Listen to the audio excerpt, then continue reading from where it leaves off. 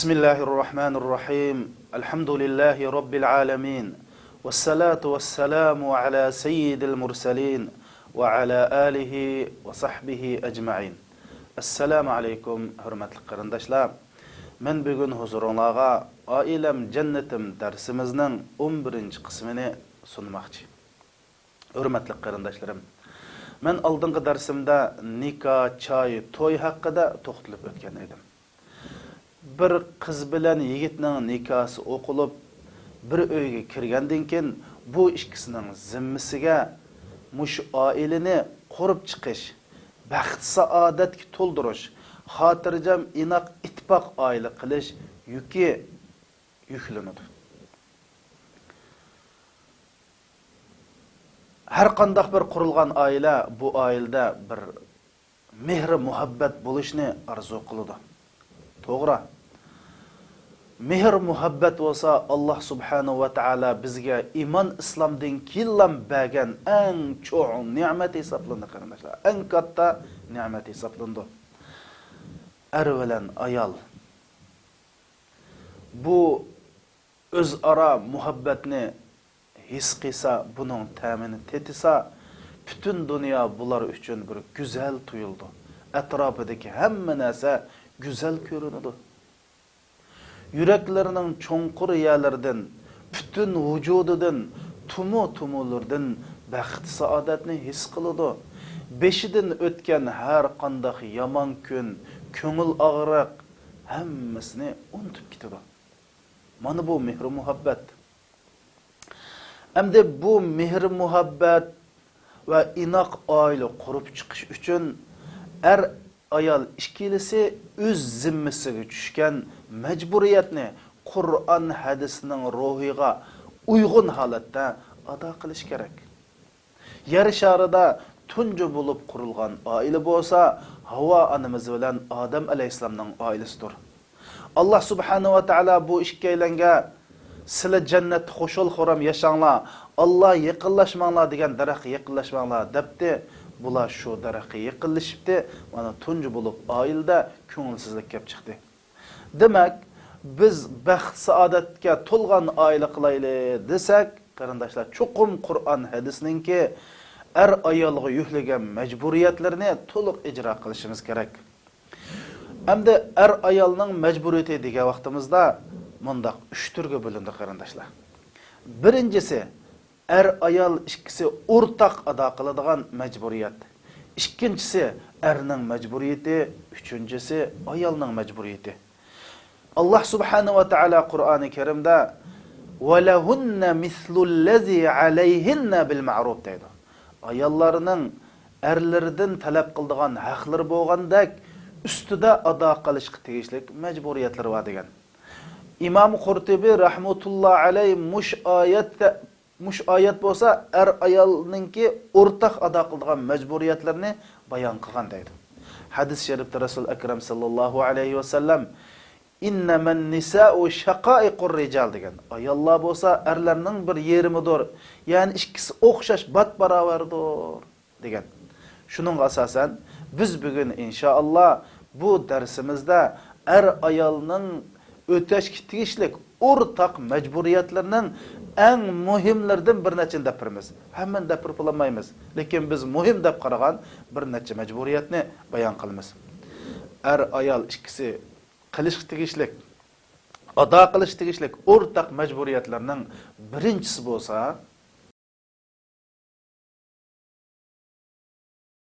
ayol bir-biriga haqni tavsiya qilish. İman İslamda çın turuşqa, Allah subhanahu va taolo cheklagan ishni yenishqa, buyurgan ishni qilishqa bir-biriga tavsiya qilish qarindoshlar. Allah subhanahu va taolo Qur'oni Karimda Asr surasini nozil qilib shundoq deydi: Bismillahirrohmanirrohim val asri innal insana lafi khusr illa allazina amanu va amilus solihat va tavasav bil haqqi va tavasav bis sabr. Zaman bilan qasamki, bütün insoniyat ziyonkorlikdadir. Biroq Allohga iymon etib amal qilganlar haqni bir-biriga tavsiya qilib, mush haq yo'lida sabr qilishni bir-biriga tavsiya qilganlar, mana bular najot topganlar dedi. Har bir mu'min musulmonning o'z qarindishiga haqni tavsiya qilish majburiyati ortilgan. Endi biz haqni tavsiya qilishni kimdan boshlaymiz? O'zimizga, eng yaqin odamlardan boshlaymiz. Shuning uchun ayol birga haqni tavsiya qilish majburiyati bor qarindoshlar. Bu diniy majburiyat. Ikkinchisi qarindoshlar. Baxt, biz darsimizni oilam jannatim deb ism qo'ydik. Baxt, saodatlik oila qurish uchun chuqum bir-biriga haqni tavsiya qilish kerak dedik. Nimishqasi birinchisi bu haqni tavsiya qilish musulmonlarning bu chuqum boshlatib olamaydigan majburiyati. Ikkinchisi qarindoshlar, baxt saodat degan nima? Baxt saodat qaqoqlab kulganga, kiyimlarni noch kiyib, noch yeb, noch minib, noch yashqan qilan bo'lmaydi. Ash qaqoqlab kulganlarning yuragi qanchalik yig'laydi buni Alloh biladi. Baxt saodat yurakning cho'nqur yerdan keladi. Yurak kimning ilkida? Alloh subhanahu va taolaning ilkida. Al-qalbu bayna isba'ir rahman deydi. Qalbing Allohning barmoqining oraliqida, ikki barmoqining oraliqida dedi payg'ambar sollallohu alayhi vasallam. Qalb Allohning ilkida. Demak, baxt saodatlik qildig'inimi Alloh, baxt saodatni bermaydig'inimi Alloh. Chunki qalb Allohning ilkida. Baxt saodat qalbda bo'ladi. Endi demak baxt saodat Allohning ilkida bo'lgan ekan, buning qanday erishimiz? Albatta Alloh subhanahu va taolaga toat ibodat qilish bilan erishimiz. Bir-birimizga haqni tavsiya qilish toat ibodatdir. Ya'ni ayolning baxt saodatining siri Alloh subhanahu va taolaga itoat qilishdir. Shuning uchun bir-birimizga chuqum haqni tavsiya qilishimiz kerak. Rasul akram sallallohu alayhi va sallam bir-biriga haqni tavsiya qilgan ayolni maqtab turib shunday deydi: Rahimallohu rajulan qama minal-layli fa salla, thumma ayqada imra'atahu. Allah shunday bir erga marhamat qilsinki, bu kechis qopib ikki rakat namoz o'qiydi. Ondan ayolini namoz o'qish uchun o'g'itdi. Ayoli uyquchilikda o'g'inamay qolib qolsa, yuziga asta suv sepib o'yg'itdi. Bu erga Alloh rahmat qilsin. Ya'ni shunday bir ayolga Alloh rahmat qilsinki, bu ayol kechis qopib ikki rakat namoz o'qiydi. Ondan erini namoz o'qish uchun o'yg'itdi. Eri qop qo'linmasa, yuziga asta suv o'yg'itdi. Mana mush ayolga Alloh rahmat qilsin deb Rasululloh mushundaq bir-birini haq yo'lga tavsiya qilishgan ayollarni maqtadi va bular uchun Allohning rahmatini tilab duo qildi qarindoshlar. Yana bir hadis sharifda payg'ambar sallallohu alayhi va sallam bir ayol bir-birini o'g'itishib kechisi ikki rakat namozni birga o'qisa, bular deydi: Kutiba minaz-zakirina vaz-zakirat. Bular Allohni eng ko'p zikr qilgan, Allohni eng asligan, Allohni qalbida davomli yod etgan kishilarning qatoridan yozilib ketadi dedi qarindoshlar. Sahobaning ayollari erlarini uztib chiqqan vaqtida, erlar ya ishqa yoki etizlikqa yo tijoratga mangan vaqtida uztib chiqqan vaqtida nima deydi? Hay erim, bizga halol rizq deb kirgan. Chunki biz haromni yesak, do'zaxning o'tiga sabr qilolmaymiz, ammo ochliq sabr qilmaymiz deb mandaq o'zlatdi qarindoshlar. Shuning uchun bir jup ayolning to'y qilib bo'libla birinchi zimmasiga tushadigan majburiyat bir-birini haq tavsiya qilishdir. Ikkinchi majburiyat bo'lsa, ayol bir-biriga kuyinish va bir-biriga ko'ngil bo'lish qarindoshlar. Bir-birining hol ahvolidan obdan xabar olish bilan bir-birininki ehtiyojlaridan chiqish, bir-birlariga tatli gap qilish, mush orqali bir-biriga kuyinish kerak. Allah subhanahu wa ta'ala Qur'oni Karimda shunday deydi: "Thumma kana minallazina amanu wa tawasaw bis-sabri wa tawasaw bil-marhama ulaika ashabul maymana." Ondan keyin mu'minlardan shundoq bir kishilar bordurki, ular bir-biriga sabrin tavsiya qiladi va bir-biriga kuyinishni tavsiya qildi deydi. Ulaika ana ashular bo'lsa ahli saodatmanlardir deydi qarindoshlar. Baxt, saodatman oila qurib chiqaylik deydi ekanmiz. Er ayol bir-biriga kuyinishi va bir-biriga ko'ngil bo'lish kerak. Biz Rasulullohning hayotiga qaytaylik. Bir kunsi Rasul Akram sallallohu alayhi va sallam oyqini o'ngshab o'ltiratdi. Oysha onamiz yanida jip egirib o'ltirib, Rasululloh shunda qarasa, Rasulullohninki muborak yuzlardan terning tomchilari eqiyotganligini ko'rib, Oysha onamizga Rasulullohning har bir tomchilari bir unchi marvoyatning donchilarida ko'rinib ketadi. Shundoq zuqlanib, taz qarab o'tiribdi. Payg'ambar sallallohu alayhi vasallam "Voy Oysha, nim bo'ldi?" deb Oysha onamizning ahvoli qarab Rasululloh hayron qoldi. Qipti, "Ya Rasululloh, sizning yuzlardan eqiyotgan terning damchillari xuddi marvoyatning donchillaridek ay val nur chechyotdi. Abu Bakril Huzayli degan shoir mush ko'rinishni ko'rgan bo'lsa, sizning haqlarda ajoyib bir she'rlarni to'qiyotgan bo'ladi" deb Rasululloh bo'lgan o'zininki ishtiyoqini, Rasululloh bo'lgan kuyimchanligini ifodaladi qarindoshlar. Rasulullohdan Oysha onamiz patpat Rasulullohdan so'raydi: "Ya Rasululloh, kayfa hubbaka li?" Ey Allohning payg'ambari, menga bo'lgan muhabbatlari qandaroq desa, Rasululloh javob berib, "Ka'iqdil habl" deb javob berdi. Ag'amchining ashmashunda chakka yerga o'xshashini aytib, "Pishiqching" desa deb javob beradi. Oysha onamiz pat aynamayni o'tib ketib, "Ya Rasululloh, ag'amchining chakka yeri qandaroq turdi" desa, Rasululloh sallam, "Ay burun holidagini aytib, chin holati turdi" deydi. Demak, mushunda tatliq gaplar bilan, mushundaq bir o'zaro bir-biriga kuyishni, bir-biriga ko'ngil bo'lishni gap so'zi bilan, ish harakati bilan ifodalab turadi qarindoshlarimiz. Mana bu Rasulullohning bizga qoldirib ketgan ish izlari, sunnatlari. Hadis sharifda bo'lsa, Rasul Akram sallallohu alayhi va sallam Alloh innama yarhamuhumulloh min ibadihi ar-ruhama deydi. Allah subhanahu wa ta'ala bandalarning ichidan kuyimchan bandalariga Allah mehribonlik qildi deydi. Man la yarham la yurham. Bir odamga mehribonlik qilmagan odamga Allah mehribonlik qilmaydi deydi qarindoshlar. Hamda bizningki bir mu'min musulmonning bir-biriga mehribonlik qilishi, hatto hayvonlarga mehribonlik qilishi shu musulmonning majburiyati.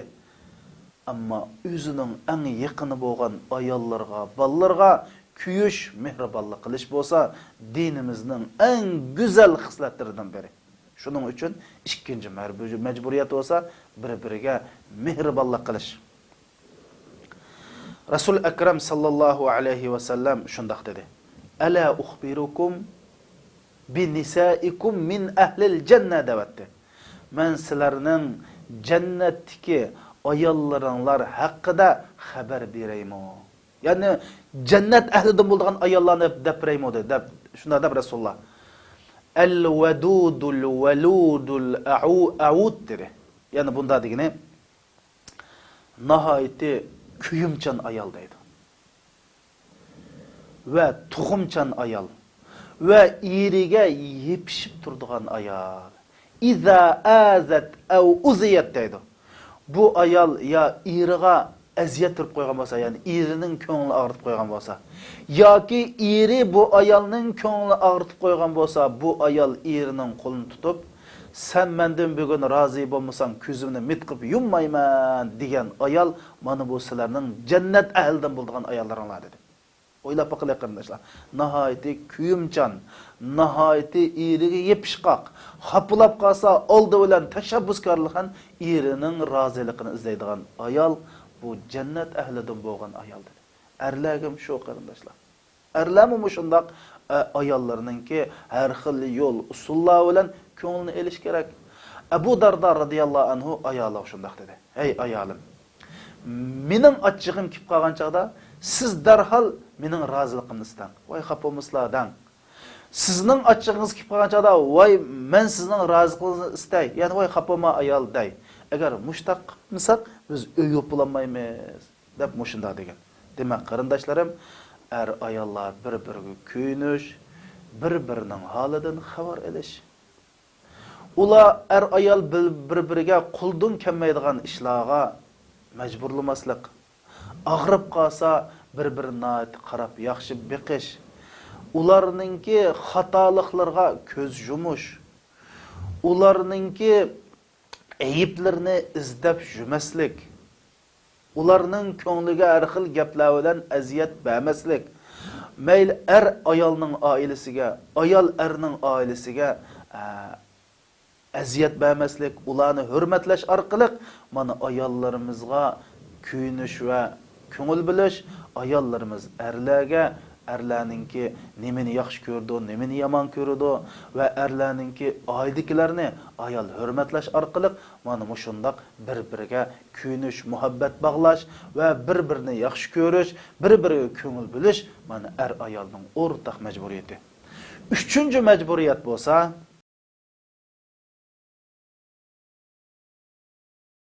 ayol bir-biriga ishonish, bir-biridan yomon gumonlarni qilmaslik qarindoshlar.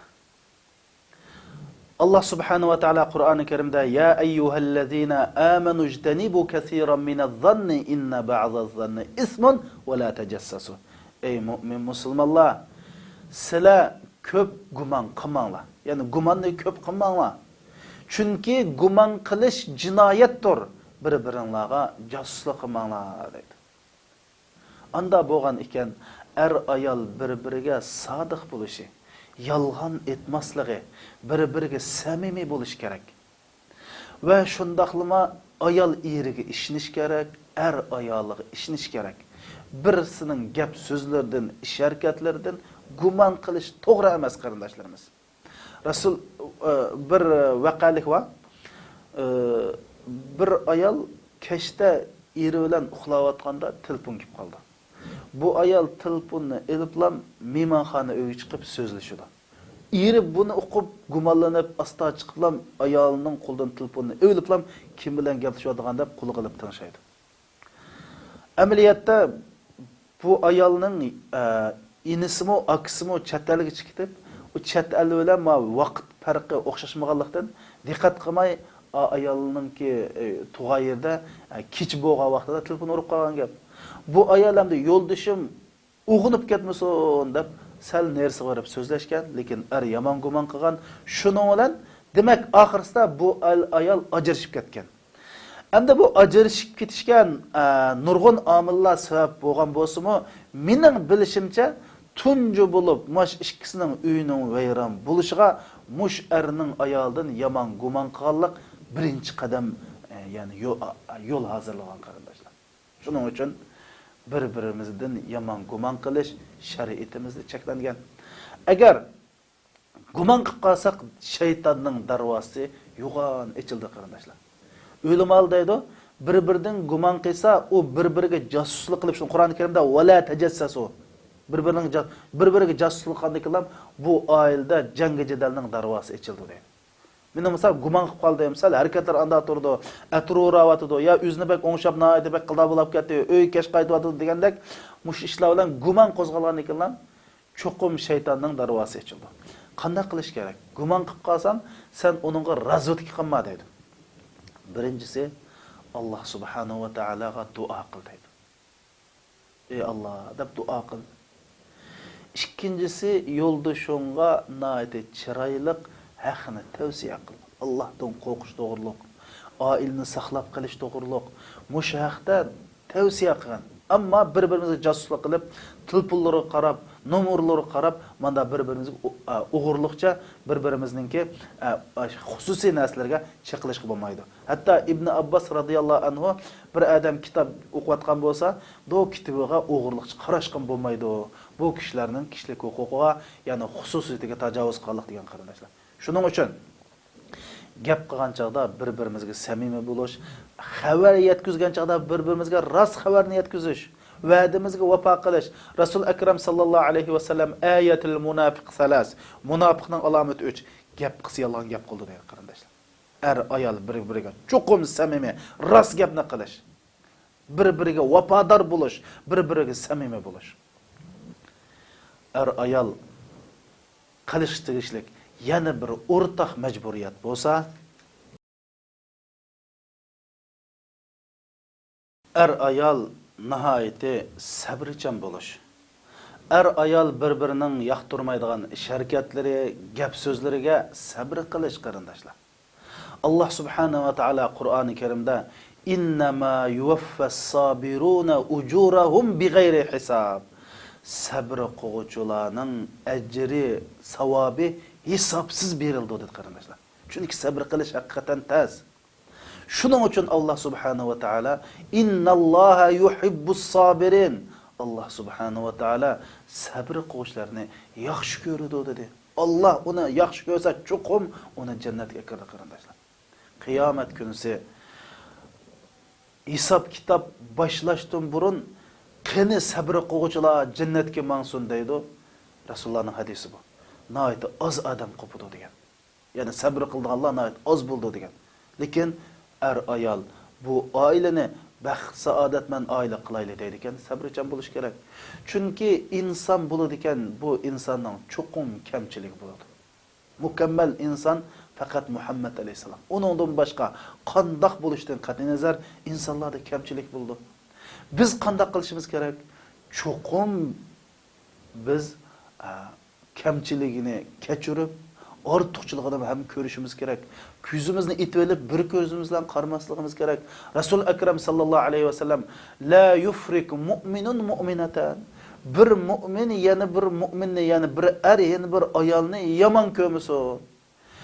Ayolining bir xato yeri bo'lsa, yana bir to'g'ri yeri bor. Bir yomon yer bo'lsa, yana bir yaxshi yeri bor. Ay yomon yerini kechirib, uningga sabr qilib, ay yaxshi yerdan huzurlansin deydi qarindoshlar. Er ayol bir-birisiga chuqum shundoq posiyada bo'lish kerak. Mushu sabrining nihoyat katta ajr savobliq haqida bir vaqalik va mush Makkada Abdullah al-Qurayshi degan bir odam bor ekan. Bu odamning ayoli shundoq bir sal nachar chiqib qilib, bu odam mush ayoldan 30 yil sabr qilib uy tutibdi. Hammadan bildikanda bu odamning mushunda sabrchan ekanligi. 30 yildan keyin faqat bu bulanmay, asta o'yin tashlab bir oyniklar deb chikitib qoldi-da bu odam. Chikitib bir yerga ketib olsa, bir chidir bor ekan, kashulabdi. Mush chidirga kirib, armab mangay deb chidirga izni so'rab kiribdi. Kirsa ikki odam o'ltirib shu yerda ibodat qilib o'ltirgan odam ekanda. Shular bu yerda saq 3 kun shu odamlar namoz o'qib, Qur'on o'qib, uxlab qolib 3 kun yashgan ekan. 3-kunsi shuning bilan birsi debdi-da, yana birsiga duo qila qarindishim, bir Alloh subhanahu va taolo bizga bir kechish taboq nisq qilib qolsa ajab emas deb. Shundan birsi qo'lni ko'tarib bir narsa deb duo qildi. Uzoq o'tmaydan bir odam bir qach tamoqqa kiribdi. Shundan uchi buni yebdi. Atsi shundan ham birsi duo qildi. Yana bir odam bir tamoq qachcha bir qach tamoqqa kelibdi-da. 3-kunisi bu Abdullah Qurayshiga qarindishim sen bir duo qila Alloh subhanahu va taolo bizga bir kelchi tamoq nisq qilsa ajab emas deb. O'sha bu Abdullah Quraysh o'ylabda mendek bir bechora gunohkor, mendek bir odamning Alloh taolo qanday duosini ijobat qila, hamda bu ikkisining duosi ajoyib ijobat bo'lib ketdi mana. Men qanday qilam deb o'ylab shundoq duo qildi-da. Ey mehribon Alloh, men bir bechora odam, men bir gunohkorman. Mening duoyimni ijobat qilsam-mu, mosh ikki qarindishimning taqvoligi, mosh qarindishimning iymonining haq hurmati, mosh ikki qarindishimning yaxshi amallarining haq hurmatidan mening duoyimni ijobat qilib bizga bir kash tamoq rizq bergan bo'lsang debdi ekan. Uzoq o'tmay bir odam ikki qoch tamoq ko'tarib ko'ribdi-da. Shuningdan bu ikkisi hayron qilib turishga bu Abdullah Qurayshi degan odam ashkisidan so'rabdi. Bu ishkanlar nima deb duo qilsalar debdi ekan. Senda biz duo qilsak bir qoch tamoq bergan, Alloh sen duo qilsang ikki qoch tamoq berdi degan ekan. Men mushundaq mushu ikki qarindishimning taqvoligi, iymonining va yaxshi amallarining haq hurmatidan ey Alloh rizq bersin deb mushta duo qildim degan ekan. Ammo biz mush Mekke'de muştaq ayoli nachar, ayolining nacharlıqqa 30 yıl sabr qilgan bir adam varmış.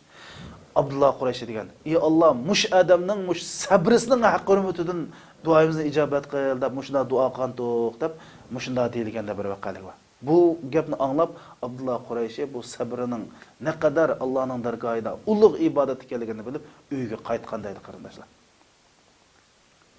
Masalan, bir yaxshi odamning ayoli nihoyatda nachar ayol ekanda, shundan ağaylar depti, "Voy bu ayolni qo'yvatsang bo'lmamdi" degan keyin, "Yo'q, men qo'yvatmayman, sabr qilma. Chunki men qo'yvatsam yana bir musulmon oldi. U musulmon bu ayoldan jafo tatgandan malli sabr qilib o'tkazib o'tay" degan mandaq isil musulmonlar bo'lgan qarindoshlar. To'g'ri, sabr qilmoq nihoyat tas. Lekin sabr qilamiz deb iroda bog'lasak, sabr qilib bo'ldi. Rasul akram sallallohu alayhi vasallam innamas sabr bit-tasabbur degan. Sabr qilay deb qolsam, aş sabr qilman deb tirishib, tirmisang, chuqum sabr qila olaysan. Bu qil bo'lgan ishni payg'ambar sallallohu alayhi vasallam. Wa ma u'tiya ahadun ata'an khayran wa awsa' min as-sabr. Allah subhanahu wa ta'ala bir odamga sabrni ato qilsa, buningdan katta bir ne'mat yo'q deydi.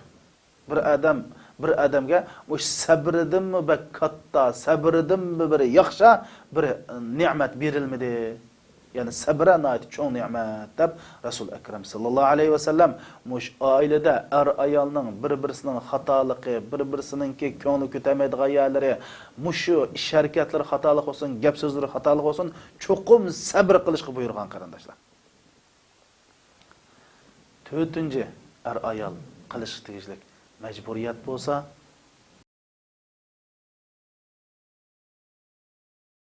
ayol bir-biriga xo'shallik bag'ishlash. Hamda qarindoshlar, biz dedik bu darsni so'zlashdik, maqsadimiz oilamizni jannatga aylantirmoqchi.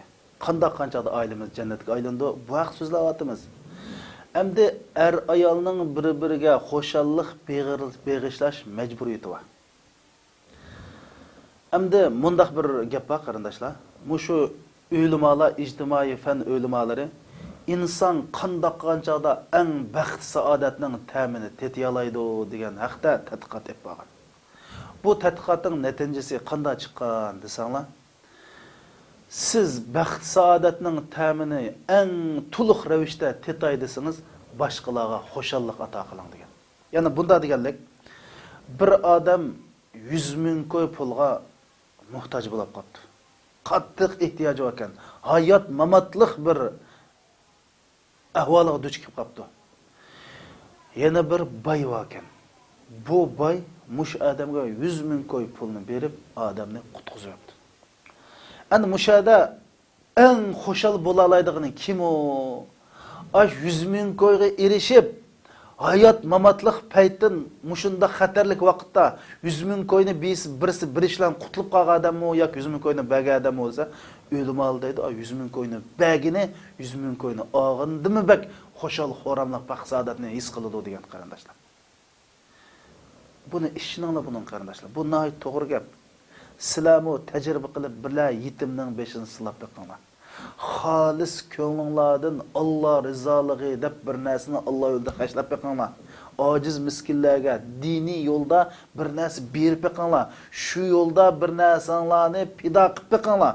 Allah subhanahu va taolaning ash-shakur, ya'ni bandalarning yaxshiligiga aslab javob qaytaruvchi degan sifati bor qarindoshlar.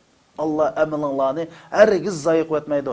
Sizning qalbinglarda mush dunyoda baxt, saodat, xo'shallik his qilishdan iborat bir mukofotni berdi. Shuning uchun ayol bir-biriga xo'shallik ato qilish. Hatto qarindoshlar mushu xo'shallik ato qilishda Alloh subhanahu va taolo mush ishning muhimligini bilganlikdan mushu ayollarga oz to'la bir ras yolg'onni qush bo'lsa-mu, shularning ko'nglini xo'sh qilishga dinimiz ruxsat qilgan. Bu qanday desanglar, yolg'on gap qilish islom dinida gunoy kibr, cho'ng gunohlarning qatoridan. Payg'ambar sallallohu alayhi vasallam eng cho'ng gunoh Allohga shirik keltirish, ota-onaga Yamanlık qilish, yani ata-onaga itoat qilmaslik va yolg'on gap qilish degan qarindoshlar. Bu cho'ng gunoh. Lekin masalan ayolimiz sal simiz bo'lsa, voy sen uruqlab qopsan-go. Ish o'xshamagan bo'lsin, ishing nihoyat o'xshabdi-go. Tuzkan bo'lsin, voy tuz tetibdi-go deb, mana mushundaq ayolning ko'nglini xush qilish uchun, voy yarashmagan kiyim bo'lsa, yarashibdi deb, voy sen bugun ajabbi chiroyli bo'lib ketibsan-go. Voy maşallah deb mushundaq gaplarni ko'nglimizni yaxshi ko'rmasaqmi, voy men seni bak yaxshi ko'rman-go deb qo'yishga Alloh ruxsat qildi. Nima uchun desa, bir-birining ko'ngliga xo'shallik bag'ishsin deb qarindoshlar. Voy sen iri shundama senden noç er yok. Voy Xudoyim hilim bo'lsin, sandak bir erni beribdi deb, mana mushundaq gaplar orqali qo'sima, bu gap chin yurikingdan chiqmasmi? İkinci, yani üzerindeki irin ya ayalının ko'nglini xush qilish uchun mushundaq desang buldum deb shariat mushunga yo'l qo'ydi. Amaliyotda qarindoshlar o'ylab boqing. Biz üzümüzde bor bo'lgan imkoniyatni o'sha rost ishlarni deb qo'ysaqmi, ayollarning, erlarning ko'ngli xush bo'lib ishib qoldi. Biz shuni qilmaymiz qarindoshlar. Shuni qilmaymiz. Yolg'onchilik asli muhtoj bo'lmaymiz. Rastçıl işlarni imkoniyatimiz bor bo'lgan, qo'limizdan keladigan tatlı gap, tatlı so'z, voy bir o'xshitib tamoq etib bersa yoki eringiz sizga obdan bir bozorning uyga bir lozimlik narsani olib bersa, voy rahmat, ajabbi qo'shib ketdim deyish kelmamda og'zimizdan, qo'limizdan kelmamda keladi qarindoshlar. Mushuni qilmaymiz emasmi? Bir ayol vakanda bir evle 30 yıl öy tutkan ayalken, bir gün sen erining aldığa kalığı berdiğen halapne kılıp koydu da, yesladim. Sen bu er açık kelip, voy sarang oldu mu sen, nim oldu mu diyorken, 30 yıl oldu tamak etip versem, ya ma tamakın okşaptı, ya okşamakta bir ağızga qamay yeyse, ben taksin tamakını arama yeydiğen şeyde halapne etip geldim depti qarindoshlar.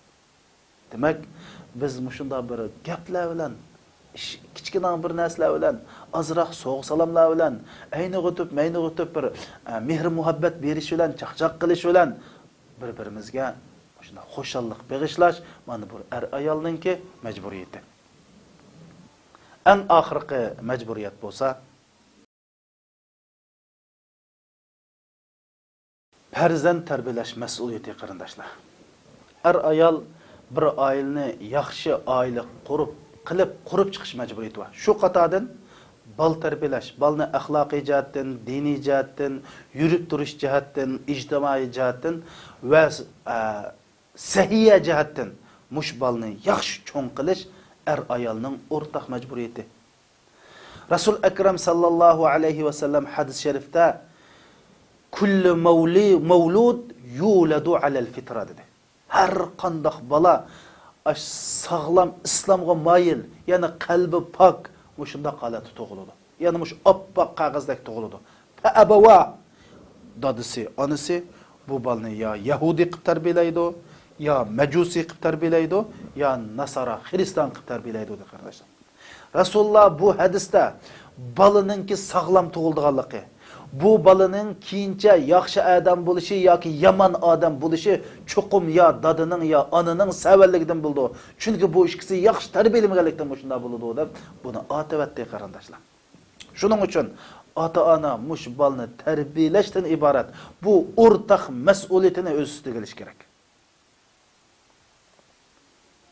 Rasul akram sallallohu alayhi vasallam hadis sharifda "Var-rajulu ra'in fi baytihi وَالْمَرْأَةُ رَاعِيَةٌ فِي بَيْتِهَا." Er özünün uyda padıcıdır ve şu özünün ailesinden soruldu, mesuldur deydi. Ayal özünün uyda padıcıdır ve özünün ballarından soruldu, şunu da mesuldur. Demek qarindoshlar, mush ballarni axloqiy jihatdan, diniy jihatdan, sağlamlık cihatdan, yürüp turuş, ictimai, muş cihatlardan terbiyelaş, ata-ana ikkilisinin ortak hemkarlaşıp terbiyelaş, bekip çoğun qilish mecburiyeti var. Bunu bir-birimizga atıp qo'yish qat'iy bo'lmaydi. Çoğum muşnuga başqa turib, bir-birimizga hamdamda bo'lib, birimizdan hamkorlashib, mushu bal tarbiyalashdan iborat majburiyatni o'rtaq ato qilaylik. Men degandek qarindoshlar, bu mecburiyatlar hamma mecburiyatlar emas. Eng muhimlari boshqa mecburiyatlar bor. Alloh subhanahu va taolo hammamizni muvaffaq qilsin. Assalomu alaykum va rahmatullohi va barakatuh.